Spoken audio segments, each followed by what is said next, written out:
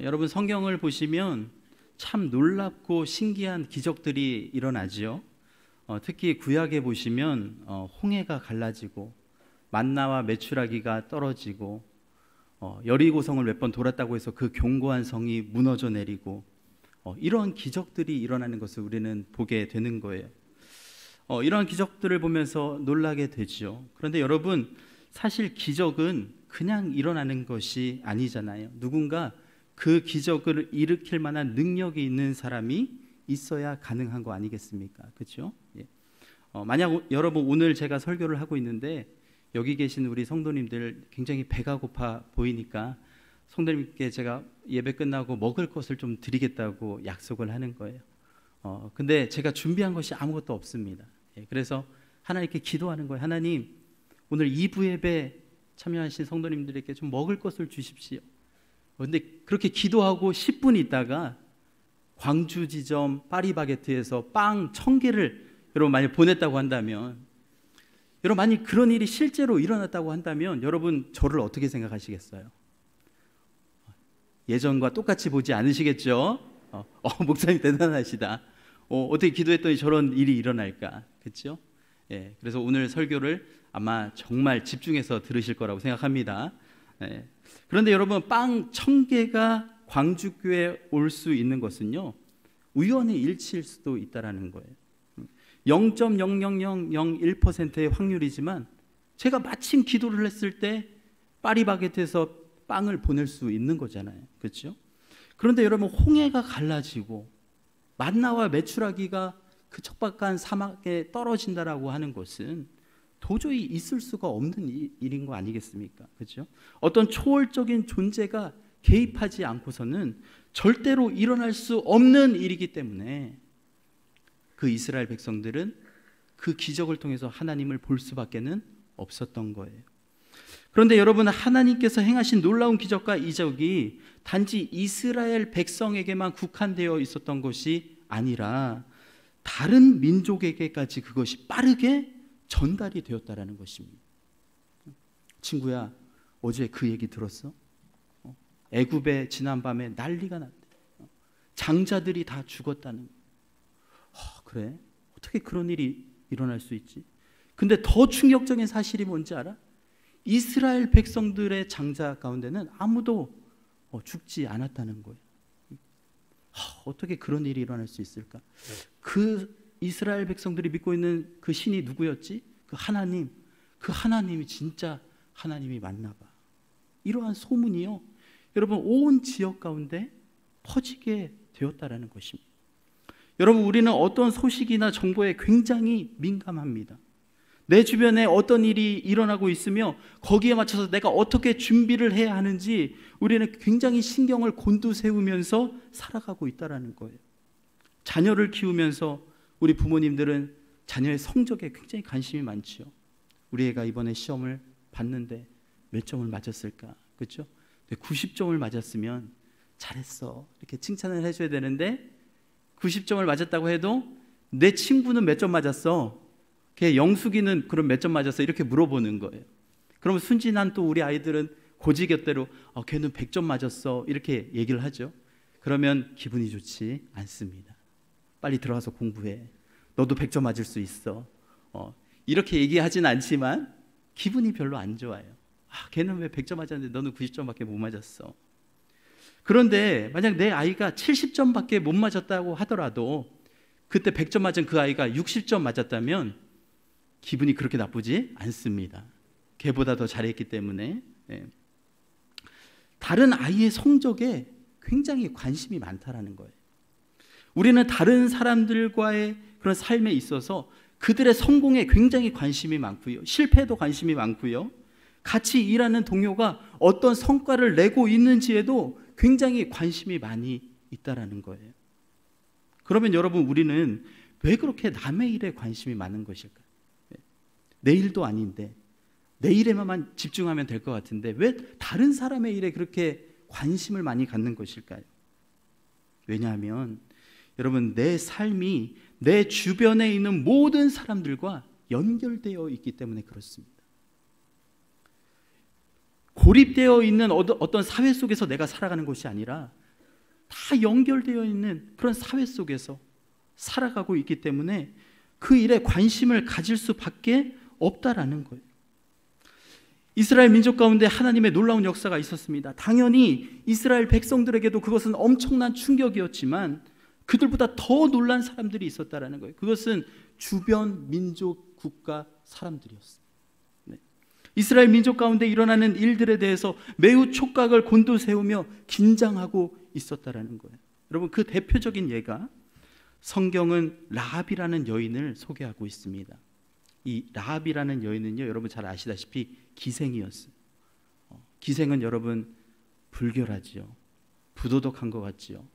함께하고 싶지 않은 여인이지요.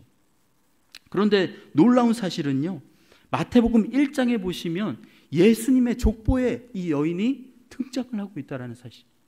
이 천박한 여인이 도대체 어떻게 그 예수님의 족보에 들어갈 수 있었을까? 어떻게 그 영광을 입을 수 있었을까? 그 이유는요, 그녀가 이스라엘이 여리고 성을 함락하는 그 과정 가운데서 하나님 편에 서 있었기 때문이에요. 이 여인은 이스라엘 민족 가운데 나타난 하나님께서 행하신 일들을 그냥 쉽게 넘기지 않았습니다. 굉장히 집중하고 있었어요. 매우 큰 관심을 가지고 있었습니다. 애굽의 장자가 죽게 되었을 때에도, 홍해가 갈라져서 그 사이로 이스라엘 백성들이 건널 때에도 그들에 대한 소문은 주변의 국가에게 들려지기 시작했고요, 라합이라는 여인은 그 하나님에 대해서 굉장히 집중하고 있었다라는 거죠. 그분이 행하시는 그 능력에 대한 경외함이 있었다라는 것입니다. 그녀가 이스라엘 백성을 아무 이유 없이 도와준 것이 아니라, 스파이 역할을 한 것이 아니라 하나님을 믿기로 작정을 했다라는 것이죠. 이스라엘을 이끄시고 능력을 행하신 하나님에 대한 그 소문을 들으니 가만히 있을 수가 없었던 거예요. 여리고 성은 상대가 되지 않겠다 여겨졌던 것입니다. 사랑하는 성도 여러분, 예수 그리스도 이름으로 세워진 공동체 가운데는 거룩하고 아름다운 소문이 있어야 할 줄로 믿습니다. 여러분 믿으십니까?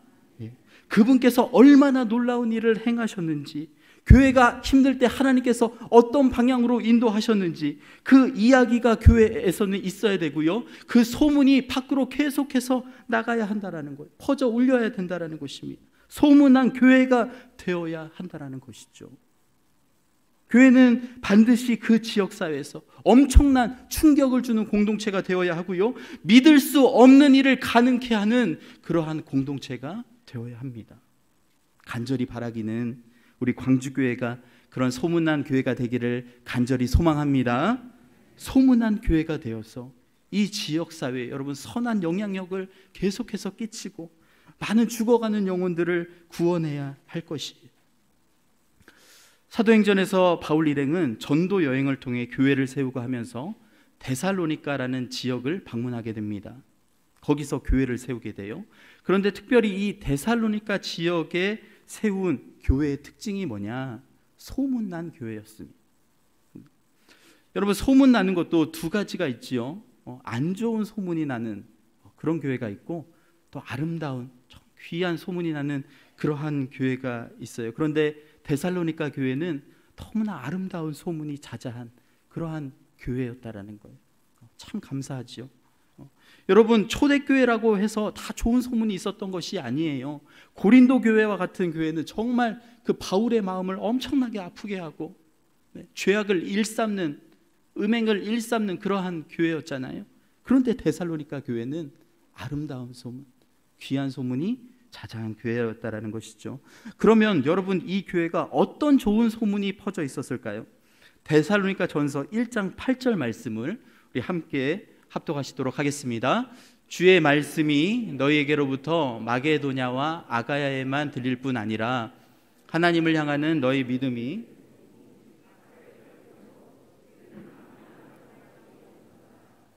아멘. 데살로니가 교회가 여러분 자랑했던 것은 화려한 건물이 아니었습니다. 엄청난 시스템이 아니었어요. 교육 시설이 아니었습니다. 그것은 하나님을 향한 믿음이 그들의 자랑거리였다라는 거예요. 그들이 칭찬을 받는 것은 모든 사람들에게 신앙의 귀감이 되었기 때문이라는 것입니다. 자, 이러한 소문난 교회 데살로니가 교회가 어떻게 설립되었는지 오늘 본문은 이야기를 하고 있어요. 바울과 실라가 제2차 선교 여행을 하던 중 설립한 교회가 바로 데살로니가 교회였습니다. 그런데 여러분, 오늘 본문에 보시면 바울과 실라가 이 지역에서 교회를 개척하는 그 과정이 정말로 쉽지 않았음을 이야기해 주고 있어요. 여러분, 바울의 선교 전략은요, 선교지에 가면 제일 먼저 회당을 찾는 것이었습니다. 그곳에서 예수 그리스도의 복음을 전하려고 했던 것이죠. 네. 지금으로 말하면 해외 방문하신 이제 목사님께서 선교지 그 센터를 방문하거나 아니면 교회를 방문해서 이제 복음을 전하는 것과 비슷한 그러한 내용입니다. 유대인들은 이미 하나님을 믿고 구약 성경을 알고 있었기 때문에 예수 그리스도가 그 메시지의 초점이었어요. 예수 그리스도가 다가올 메시아다. 그 말씀의 핵심이었습니다. 오늘 말씀 2절을 보시면 바울이 자기의 관례대로 그들에게로 들어가서 새 안식일에 성경을 가지고 강론하며 라고 말씀하고 있지요. 예수 그리스도를 선포하는 거예요. 예수 그리스도가 구약의 그 예언된 메시아입니다 라고 강력하게 선포했습니다. 그랬더니 놀라운 역사가 일어난 거예요. 오늘 말씀 4절에 보시면 그 중에 어떤 사람고 경건한 헬라인의 큰 무리와 적지 않은 귀부인도 고난을 받고 바울과 실라를 따랐다 이렇게 말씀하고 있습니다. 큰 무리가 부흥이 일어난 거예요. 복음의 능력이 임해서 많은 사람들이 구원을 받고 회개하는 역사가 그렇게 일어났던 것입니다. 그런데 여러분, 오늘 말씀 5절을 한번 보십시오. 그러나 유대인들이 시기하여 저자의 어떤 불량한 사람들을 데리고 떼를 지어 소동하게 하여 야손의 집에 침입하여 그들을 백성에게 끌어내려고 찾았으니, 회당에 있는 사람들이 바울이 전하는 그 복음을 듣고 변하는 모습을 보니까 유대인들이 시기심이 일었던 것입니다. 그래서 이제 회당에서 자신들이 할 수 있는 역할이 축소되었다 생각하고 이들을 핍박하기 시작했던 거예요. 여러분, 성경을 보시면 항상 이러한 패턴이 동일하게 일어나는 것을 우리가 알 수 있습니다. 바리새인들과 사두개인들이 왜 예수님을 여러분 그렇게 핍박했습니까? 왜 십자가에 죽이려고 했습니까? 다른 이유가 없었어요. 예수님을 미워한 것은 사람들이 예수님의 말씀을 받고 변화받아서 예수 그리스도의 제자가 되었기 때문이에요. 이스라엘 백성들은 율법을 지켜야 하고 그 율법 가운데 바리새인들은 자신들이 해야 될 일이 있었는데, 위치와 명성이 그 가운데 있었는데 이제 예수님에게 그런 것들 다 뺏겼다고 생각하니까 가만히 있을 수 없었던 것입니다. 예수님을 죽이려고 했던 거예요. 귀신 들린 여종의 주인들이 왜 바울과 실라를 고소했습니까? 돈줄이 끊겼거든요. 물질이 끊겼거든요. 명예와 권세가 끊겼거든요. 그렇기 때문에 불법적인 일을 도모해서라도 이들을 처단하려고 했던 것입니다. 오늘 말씀에도 이러한 세상적인 가치 때문에, 그들의 욕심 때문에 유대인들은 바울과 그 일행들을 처단하려고 했던 것이에요.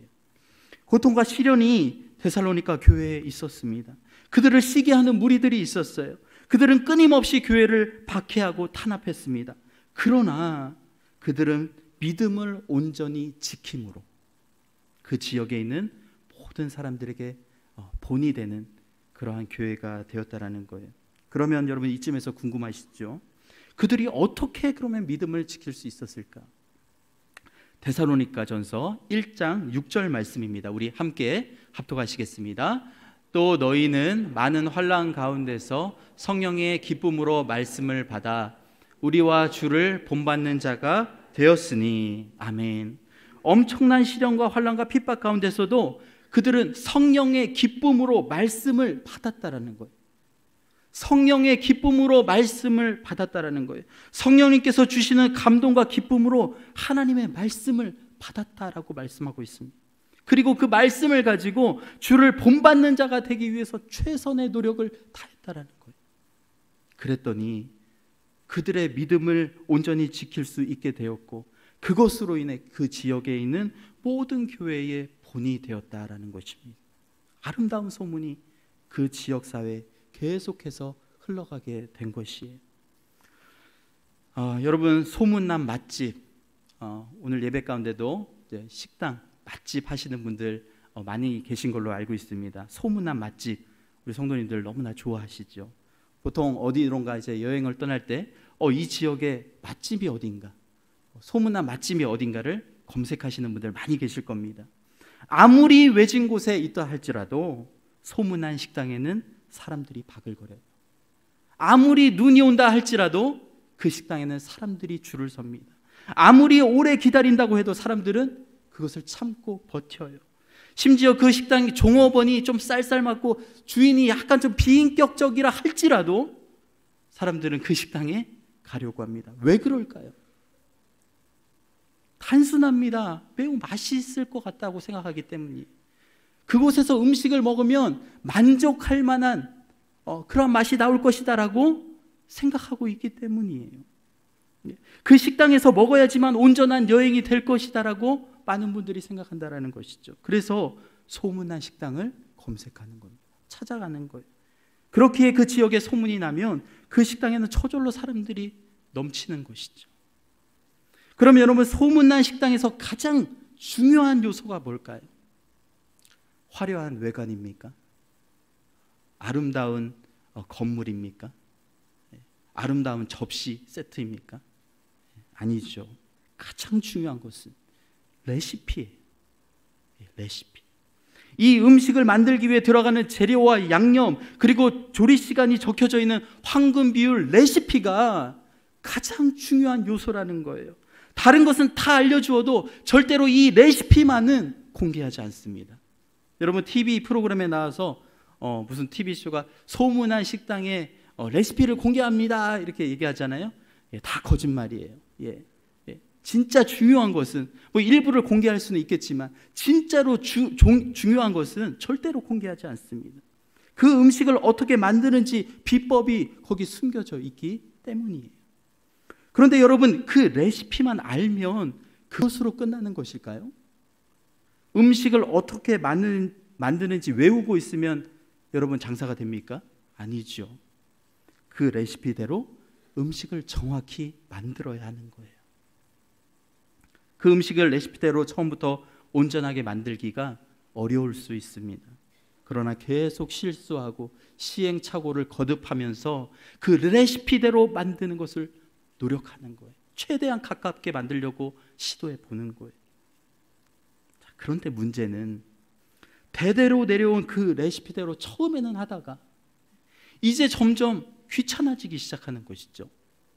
재료값도 비싼데 꼭 이대로 재료를 넣고 육수를 만들어야 하는지, 시간도 굉장히 오래 걸리는데 고기 끓일 때 5시간이나 이렇게 끙끙대고 끓여야 하는지, 그냥 2시간만 삶으면 되는 거 아닌가. 그냥 비슷하게 모양새만 내도 그럭저럭 비슷하게 보이거든요. 비용도 절감하고 시간도 아낄 수 있습니다. 내 생각에는 이 재료가 아니라 좀 더 값싼 재료 넣어도 괜찮을 것 같은데, 내 생각에는 이렇게 하면 좋을 것 같은데, 내 생각에는 이 방법이 더 좋을 것 같은데, 그런데 여러분, 내 생각이 거기에 들어가게 되면 어떤 일이 일어납니까? 점점 손님이 끊기게 되는 거예요. 사람들이 오지 않기 시작하는 거예요.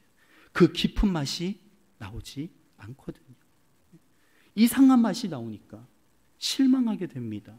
괜히 왔다는 생각이 들고 다음에는 그 식당에 가는 것을 주저하는 거예요. 할머니, 어머니대로부터 대대로 전수되어지는 레시피 그대로 하는 거, 재료 그대로를 쓰는 거, 그리고 정해진 시간대로 육수를 내는 거, 너무나 중요하다는 사실입니다. 그대로 하지 않으면 절대로 예전과 같은 그런 맛이 나오지 않기 때문이에요. 여러분, 음식의 맛이 나듯이 소문난 교회도 여러분 맛이 있습니다. 그 맛이 그 교회 성도님들을 교회로 재촉하게 하는 촉매제 같은 거예요. 세상 사람들의 눈길을 끌게 만드는 거예요. 교회에서 일어나는 일들에 대해서 촉각을 곤두세우게 하는 겁니다. 그 교회에 가면 맛이 나기 때문에, 맛이 있기 때문에. 그 교회는 내가 사는 곳에서 너무나 멀리 떨어져 있어서 교통편이 안 좋고, 그 교회에 가면 나를 좀 싫어하는 그 사람이 있는 것 같기도 하고, 그 교회에 가면 내가 싫어하는 이런 요소도 있고, 사람들이 많아서 빠져나가기도 어렵지만 그 교회를 다시 찾게 되는 것입니다. 왜요? 그 교회에 맛이 나기 때문에 그래요. 예수 그리스도의 능력이 나타나고 예배 가운데 주님의 임재가 가득하게 되고 그 공동체 가운데 하나님께서 행하시는 일들을 보기 때문에 그 교회로 가고 싶은 마음이 너무나 절실하다라는 것입니다. 그러면 여러분, 영적인 맛은 무엇으로 결정될까요? 바로 하나님의 말씀인 줄로 믿습니다. 영적인 맛을 내는 레시피는 하나님의 말씀이라는 거예요. 이 말씀을 성령님이 주신 기쁨으로 받아들이고 이대로 살아가기 위해서 최대한 노력할 때에 교회는 거룩한 맛이 나기 시작한다라는 것이죠. 거룩한 맛이 느껴지는 소문난 교회, 여러분 얼마나 멋있습니까? 내가 속해 있는 광주교회가 이 지역사회에서 아름다운 소문이 많이 나고 이 지역사회의 자랑이 된다면 여기 속해 있는 것만으로도 얼마나 기쁘고 감사한 일이 되겠습니까? 예수님께서도 우리에게 맛이 느껴져야 한다고 말씀하셨어요. 너희는 세상의 소금이라. 여러분, 소금은 무엇이 느껴져야 됩니까? 짠맛이 느껴져야 되잖아요. 짠맛이 느껴지지 않으면 그것은 소금이 아니죠. 맛이 느껴져야 됩니다. 그 맛을 잃으면 안 된다고 예수님께서 말씀하셨어요. 절대로 그 맛을 잃어버리지 말라고 말씀하셨어요. 교회가 그 맛을 잃어버리면 안 된다라는 거예요. 왜 그렇습니까? 세상에 버려져서 밟힐 것이기 때문에. 더 이상 그 가치를 인정받지 못하기 때문에 세상 사람들에게도 인정받지 못하게 되는 거예요. 교회라는 공동체가 무너질 것이라는 것이죠.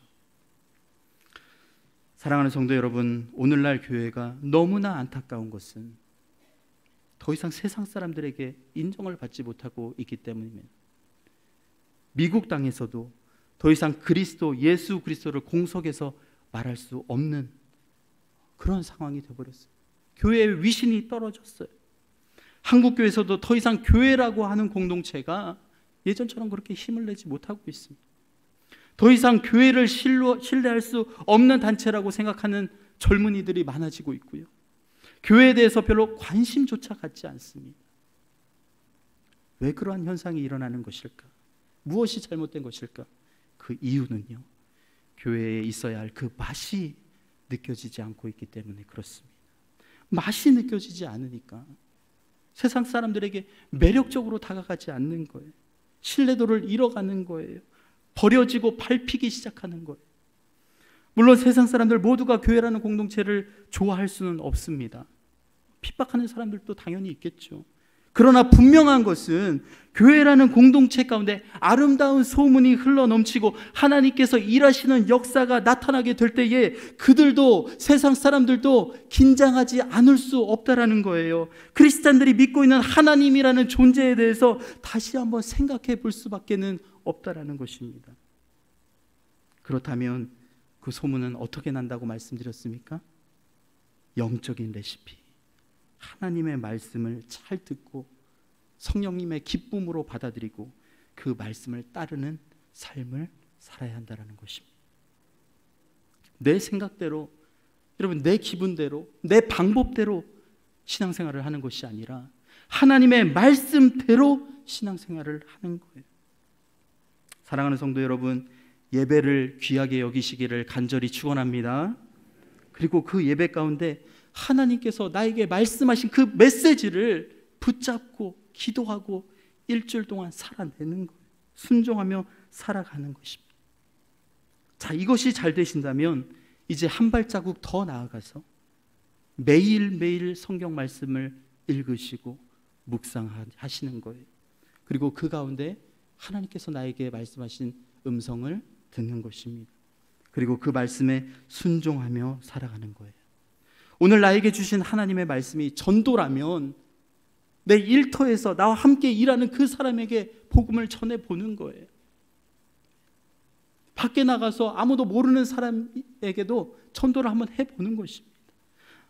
오늘 나에게 주신 말씀이 기도라면 오늘은 교회에 한번 나가서 간절히 기도해 보는 거예요. 부르짖어 기도해 보는 거예요. 하나님, 하나님 나를 도와주십시오. 기도해 보는 거예요. 그러한 하나님의 말씀과 함께하는 삶 가운데 내 삶에 맛이 나기 시작한다는 거예요. 내 가정에서, 일터에서 크리스찬의 맛이 나기 시작하고 그러한 내 삶을 통해 광주교회가 더욱 거룩한 맛이 날 줄로 믿습니다. 맛이 나기 시작할 때에 하나님께서는요 우리 안에 역사하기 시작하시고 이 지역사회 소문난 교회, 지금도 광주교회는 아름다운 소문이 많이 나고 있지만 지금과 비교할 수 없는 데살로니가 교회와 같은 교회로 만들어 주실 줄로 믿습니다. 이번 한 주간도 이 말씀 가지고 각자의 삶에서 승리하시는 저와 여러분 되시기를 간절히 소망합니다.